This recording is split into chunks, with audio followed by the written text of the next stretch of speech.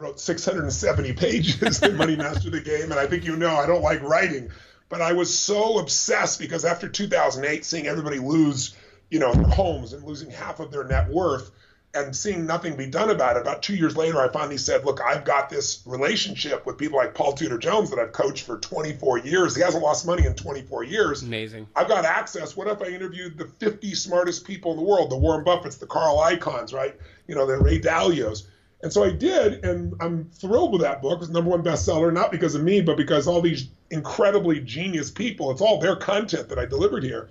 And we fed 100 million people. I fed 50 million through the book, and then I matched it for another 50 million, and we did it again last year.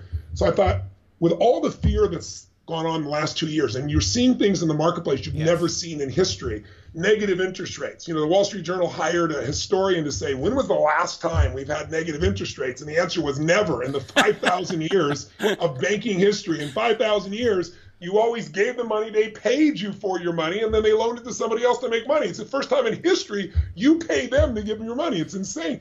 Toyota has a bond out right now, Bill, that's 0.0006. It'll take 69,000 years for you to double your money if you invest in that bond. People are buying 50-year Italian bonds for 2.4%, and it's oversubscribed. A government that doesn't last very long, that's not very stable. So we're living in crazy times. And where it really hit me, Bill, and why I decided to write this book was about maybe a year and a half ago. And I was sitting down with my platinum partners, and I bring them together each year, and we bring like 6 or 7 multi-billionaires that started with nothing and some of the best investment geniuses in the world. We spent a week going like, how do you protect yourself and how do you grow? And so I thought, who better to bring at this crazy time to get answers than the former Fed chair, right? It's like, if you want to know what's going on, go to Alan Greenspan. I mean, he was Fed chair for 19 years, 4 presidents, right? Some were 8-year presidents. He's around for a long time. So I spent 2.5 hours offline talking to him and about 2 hours with him on stage. And we talked about everything you can imagine, the craziness of the markets and where we are today. And then my final question to him was, look, if you were made back the head of the Fed today, what's the first thing you would do? And he paused, and he looked at me, he paused again. Everybody's like, wait a bated breath, and he leaned in and he said, resign. so I like, when he says resign, when he doesn't know where the hell it's going, Howard Marks said to me, he's head of Oak Tree Capital, they manage $100 billion. And in 2008, when everything was melting down, they were investing almost $1 billion a week in stocks because he felt they were just too cheap. He's a brilliant guy. He said to me, Tony, if you're not confused by what's going on, you don't know what's going on. There are so many things that can mess up your business, even when you're brilliant. I mean, the government can change a rule instantaneously. Your Airbnb or your car sharing experience. One of our car sharing companies. I'm blanking out besides Lyft. What am I thinking of? Uber. And they change the rules, and you're out of business in that country or that city or that state. Just one example. Or new competition or new technology. All these things can disrupt. So I teach people how to take advantage of all those opportunities. But you got to have a business, and the way you get that business is really simple. No matter how much you're pouring into your business. Someone taught me this years ago. Ken Blanchard, who wrote The 1 Minute Manager. Yep. Years ago, I helped him take 5 strokes off his golf game. I don't play golf, and he thought I was God. So he said, I got to give back to you now. I said, well, how do you want to give back? He said, you're about to, put out your first book. It was Unlimited Power. I was 24. And he said, I'm going to give you the best financial advice that was given to me. And he said, a business will always spend whatever capital is available. Because when you're growing your business, the demand is always there. And he said, so what you have to do is take some money off the table that the business never sees. And he said, this guy told me before I wrote 1 Minute Manager, the business will get the benefit of that book, like all the customers, but all the income should go into a separate account that you never touch, and it just gets invested. You don't spend it. And he convinced me to do that with both my book, and then I decided to do it with my first infomercials. Yeah. And that's what made me wealthy, because now I've made tons of money in businesses and so forth. But during the tough times when it looked like near bankruptcy, I didn't go bankrupt, but it was scary times, cash flow challenges in the economy, everything else, I still had capital that kept me sane. And I was able to support the business and support myself simultaneously. Now, correct me if I'm wrong, but you call that the wealth tax, right? You tax yourself so that you can retire and be wealthy, right? Without a doubt. And, the best example that I actually wrote about in Money Master the Game, which was Theodore Johnson, just so people know. Most people think I'm going to get rich by growing my business, and I totally support that. I mean, we're running a new contest called Build a Bigger Business. If people go to www.shopify.com/Tony, we've got a new contest, costs nothing to join, and I send you all my material to train you, and if you have a Nice. $1 million to $50 million business, we'll help you to grow. But the wealth tax is, this guy works for UPS, Theodore Johnson. He never earned more than $14,000 in a year. That's the most he ever earned. And he retired with $70 million. Insane. Gave away $35 million, was alive. And how he did it was, a friend of his said, I want to make you rich. We're going to put a tax on you, a 20% tax. He goes, I can't spend 5% of my money. I need every penny. He goes, you'll adjust. If the government came along and said there's a 20% additional tax, you'd scream, you'd yell, and you'd pay it.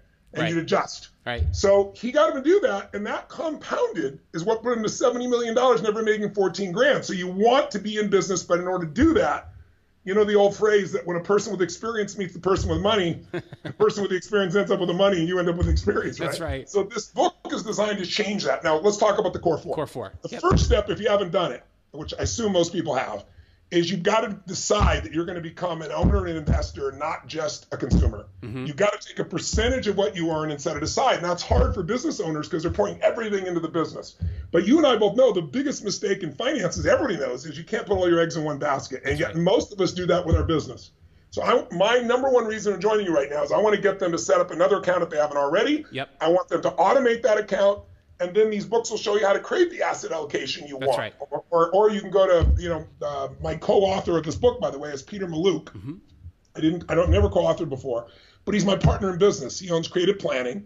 I'm on his board. I'm the head of investor psychology for the firm, and I'm his partner in businesses. So his business has grown from the $500 million business in 2008 within 2 years with absolutely no advertising. He took that business to $2 billion. Now it's $23 billion. And we're partners.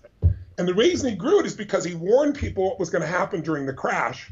He didn't know when it was going to happen. He said, here, it's going to happen. When it happens, this is what we're going to do so you don't lose 50% or 20%. And here's what we're going to do to take advantage of it. So I want people to know there's a plan in here for that. But one of the things I did when I interviewed all these people, as I said, coming to your core four, is I'm interviewing like Sir John Templeton, who made all his money when blood was in the streets. Right? He waits till the worst time, and he believes maximum pessimism. You interview somebody like, my friend Paul Tudor Jones. I've been coaching for 24 years. Paul's a macro trader. You go over to Carl Icahn, he's an activist investor. They all do it totally differently.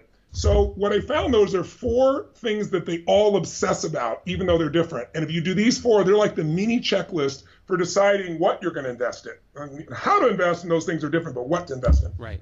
And the 4 are really simple. Number 1, you have to, these guys are not obsessed about making money, which you would think they are. They're obsessed about not losing money. Right.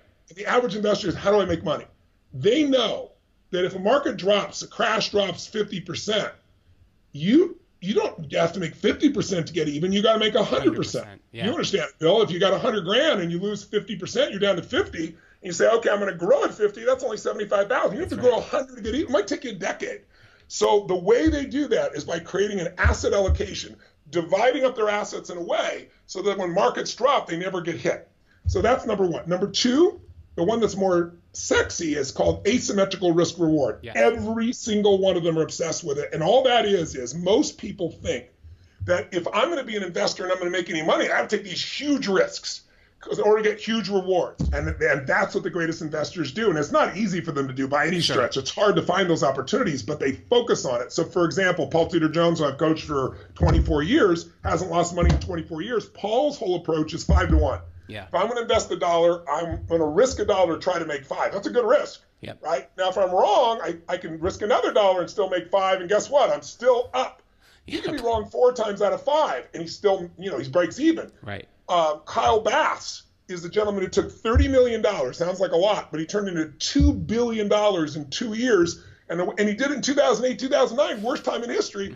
But the reason he did it is he never risked more than 6 cents to make $1. So he could have been wrong 15 times, Bill, and still made money. It's amazing. So, or a really good example is I just saw a picture of him a little bit ago. There's a TV screen somewhere in my back of my eye. I saw it somewhere. Was President Obama today was out there with my friend Richard Branson. He's doing kite flying, kite sailing.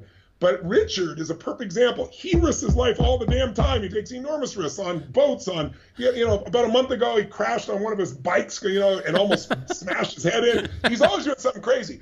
But he doesn't take risks in business or investing. His risks there are minimum. His number 1 question in investing and in business is, how do we protect the downside? That's so right. when he went to go do the purchase of, when he went to open up Virgin Airlines, he's competing with some of the biggest firms in the world.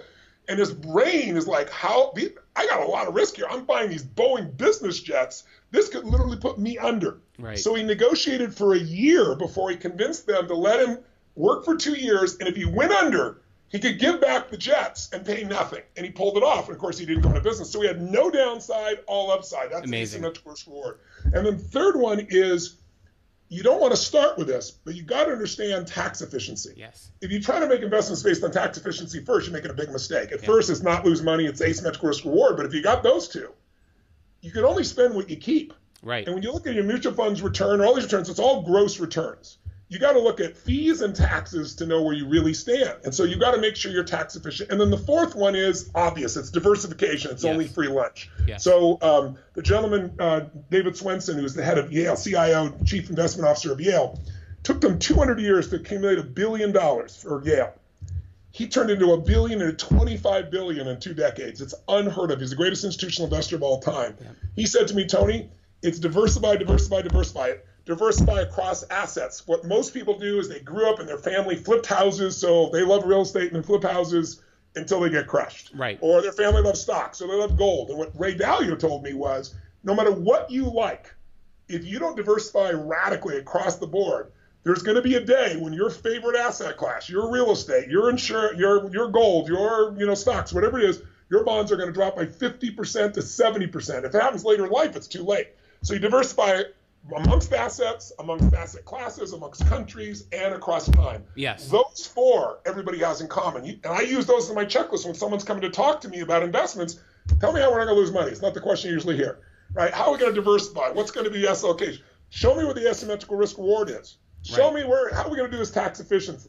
And then how are we diversifying that? When those 4 are there, it gives you this checklist that's second to none in my experience. So it's brilliant. Those core 4 is basically how people, when implemented successfully, along with paying the wealth tax, you tax yourself first, take that 20% off the table, and then use those 10 core or 15, wherever they can start. That's right, exactly. And I also love your idea of the future cash. If you can't take 20%, start with 5% and promise every time you get a bonus, every time you get a raise, ratchet it up until you get to 20%, because everybody can do this. The problem is, if you don't get that discipline early on, you spend what you make, just like a business, right? So you need to be able to get in that position. So now, and what I tell people that are in business, by the way, who are watching right now, who maybe the business is not yet profitable or it's just barely profitable, and they're saying, Tony, I can't put this money aside.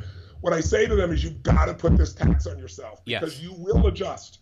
I went through a divorce years ago. It was a really brutal divorce. The woman I was with is a good human being. We're good friends right now. Good. But she got an 8 times multiple on my businesses when my businesses were not billion-dollar companies. They were like $100 million companies, and they all depended upon me. Right. So I didn't have 8 times that I had to pay this woman. It was crazy. And I had to pay her $1 million a year before I opened my eyes, before I fed my family or anybody else, right? And when I met her, she was broke. So it was kind of disconcerting. Yeah. And I used to be frustrated and angry. One day I just said, take it off the top, automate it, don't ever let me see it, and I will find the way to do it. That's and right. After I did that, after 3 or 4 months, I forgot about it. And, 17 years later, it was paid off last year. And I looked around and said, my God, I didn't even think about it very much during that time. And I made more than enough money. Your brain will adjust, but you got to do this. And like you said, start with 5 or 10 or 15 and build up to it. You'll get to where you really want to be financially. So now, one of the questions that I was really interested in Money Master the Game, and then it was revisited again in Unshakable,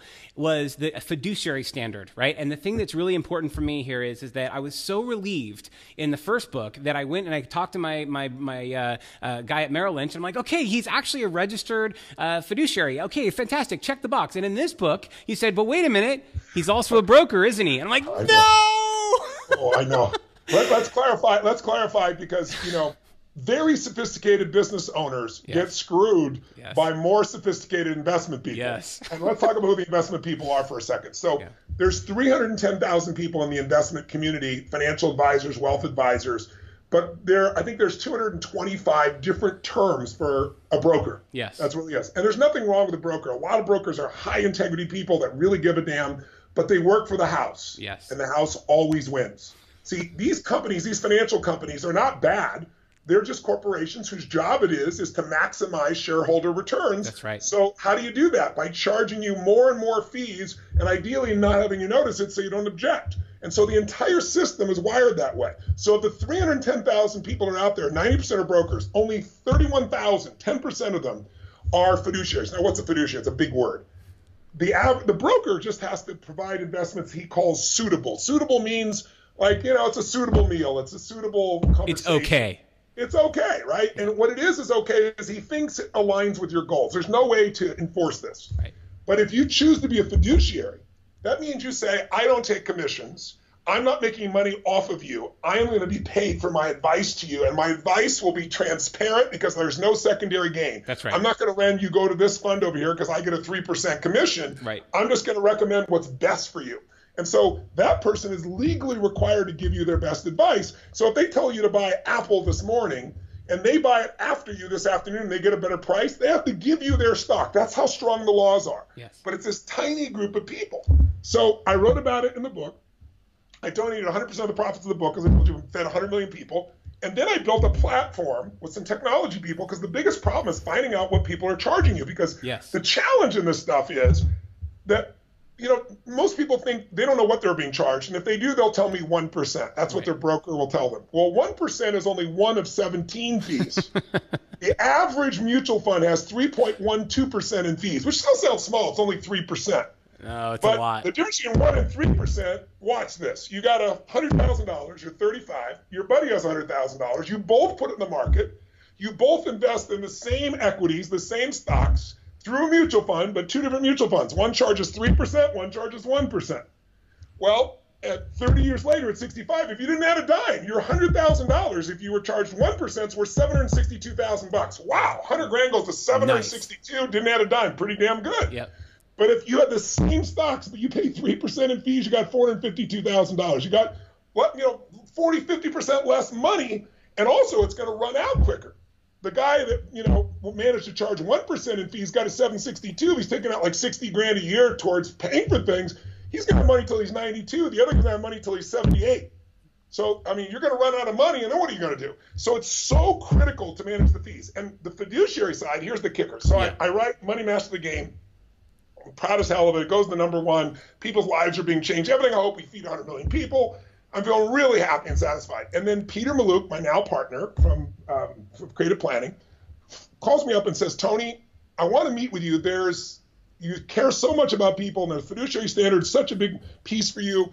There's a gray area in the law that's being abused, and I really think you need to know about it. And I don't think clearly no one has told you, and no one's telling anybody else about it. So he flew out to LA, met with me, and he proceeds to tell me that a fiduciary, I'm saying to you, I'm telling you the best advice. I'm not getting anything out of it except my fee. And the fee is usually 1% or less, or a flat fee, whatever it is. Well, these fiduciaries, of the 32,000 fiduciaries out there, registered investment advisors, out of all of them, that 10% of people at the bottom, only 1.5% are not duly registered. Now, what does duly registered mean? It means that they're registered fiduciary, and they'll tell you, I'm a fiduciary. But what they don't tell you is I'm also a broker. So in the middle of the conversation where I'm telling you information that's only your benefit and you're feeling safe, I turn my hat over and now I sell you something that I'm making it not because it's best for you, but because I get a higher commission on it.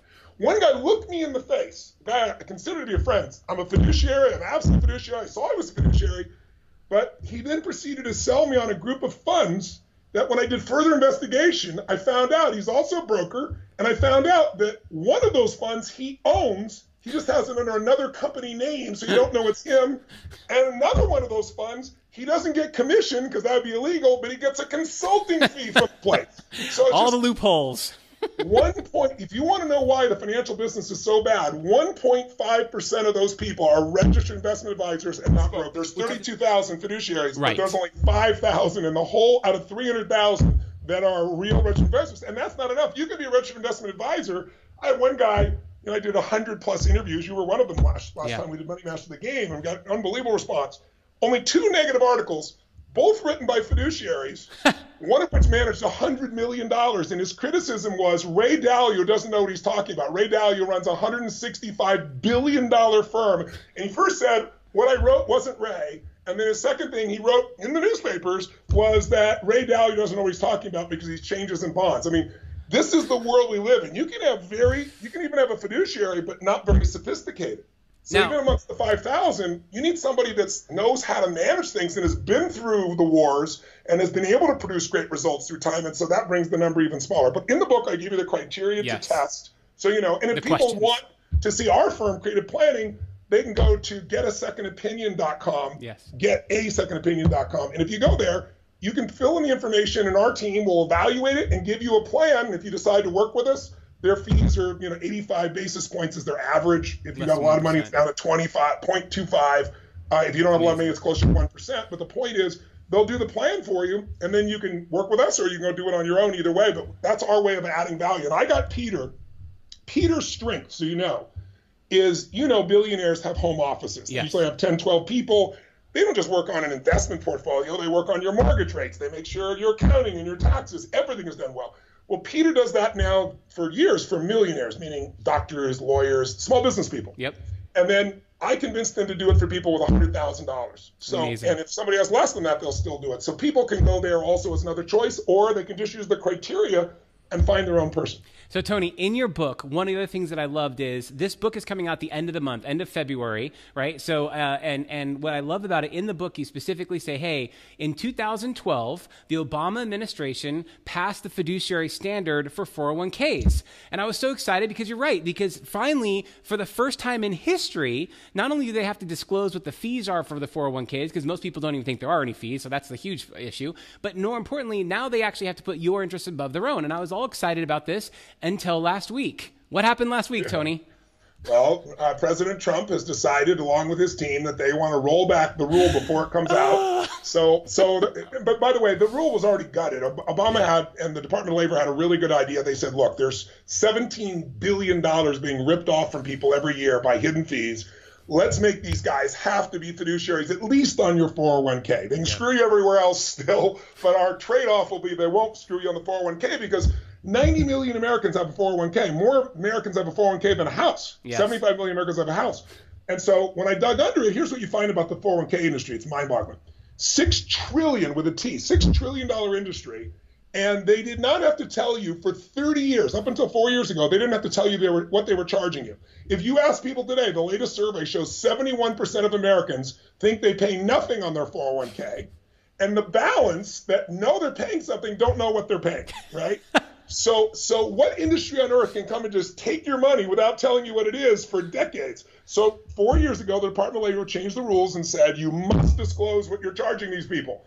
So their solution in the financial industry, typical for the financial industry, has come up with 35 to 50-page documents where the answers are hidden in the documents, where if you have a PhD in economics, maybe you can figure it out, right? But what's really amazing, though, today on this side is today now it looks like we're going right back to where things were before the Obama group started working on this, and you're not going to have somebody be a fiduciary. There are people in the 401k space. You can go to showmethefees.com, and I've got partners there in a group called America's Best 401k. And what we did was, when I worked with Jack Bogle, the first thing he said to me, Tony, was, I know you're sincere. I came for 35 minutes. I spent 4 hours with him, right? He goes, this has been the most probing, penetrative interview of my entire career. He goes, I see you're sincere. I see what you care about. He goes, I want to help you. He said, you got to work on 401ks because that's where most people are being screwed first. Yes. So I started digging under the piece in the 401k side. And what we began to find out is if you go there are firms, most people know, you want to make sure fees matter, so you want the lowest fees possible. Mutual funds, active mutual funds are not going to be that. Active mutual funds average 3.12%. Active mutual funds, 96% of them fail to match the market in any 10-year period of time. Only 4% do it, and the 4% are always changing, so you're not going to find them. So it's not going to happen there. Index funds, as you well know, like, for example, Vanguard would be an example of that, right? The S&P 500 by Vanguard. You can get that for 0.055 1/100%. Wow. But if you go to your 401k, I can show you, because people, go to showmethefees.com, they fill in a couple pieces of information, we show them what they're really being charged, and we show them what it means over the decades, because it compounds, right? So we save $5 million for my employees, and we have the same stocks, the same products. It's like, do you want a Honda Accord for $20,000 or $900,000? It's the same car, right? That's what they do in this industry. But what we really did there, we dug underneath. Some of these guys, most of them, if you're a small company, which is where 80% of people live and work, they don't usually have on your 401k. They don't usually have the ability to put them into index funds. And the reason they say is your firm isn't big enough. What they're really saying is I can't make enough money off of you on an index fund, so I'm going to send you a mutual funds, which all pay to play, which means they pay to be on the platform, they pay the firm, so they pay the most, they're on there, and then they charge you back all that they paid the firm and a bunch of fees, so they get all their money back and then some. It's just mind-boggling. You'll see Vanguard that we get 0.05. One firm, I won't say which one, charges 65 basis points because they do allow you to have it. So they're marking up 0.05 to 65 basis points, like 650%. Some charge 3% to enter the program and 2% a year. Now, if you're making 6% a year and 3% is gone in fees, how are you ever going to get to it? But it's the nature of the human mind. What I really want to do after writing the whole book, as I said, I'd feel remiss if I showed you how to become wealthy financial terms, but I didn't show you how to truly be truly happy. And I know that sounds like a big promise, but I've spent, 40 years of my life basically studying what it is that makes people perform at the highest level. And then about 20 years ago, and then really intensely 2 years ago, I became obsessed with, God, I know all these people are so successful. Why are they so unhappy or frustrated or overwhelmed? They're stressed all the time. I mean, stress is the number one thing when you meet people. They talk about, I'm so busy, I'm so stressed, I'm so this. And so about 2 years ago, I've been studying so many different ways to help people increase the quality of their life, but I was in India with a friend of mine named Krishnaji, and he said, Tony, you know how you teach that if you have peak energy, if you're energy rich, the world is different. You think differently, you interact differently. If two people are in really high levels of energy and they're together, they're going to have a great relationship. Two people love each other in really low energy, they're going to say things and do things that'll mess things up in their relationship very often. So he said, you talk about being peak state or energy rich versus energy poor, or peak state versus lousy state. He said, what if you traded those words for peak state would be beautiful state? Yes. And low energy state would be suffering. Yes. I said, well, what's the point? He goes, I think if you made that little shift in your head, you could notice something. And he said, here's what I think you'd notice. He said, Tony, almost everybody suffers no matter how much money they have, no matter how great their kids are, no matter how great their spouse is. And I said, well, suffering didn't jive with me. Like, you two, we're all overachievers. Like I always say, achievers, overachievers never get stressed, never get fearful. They just get stressed. Right.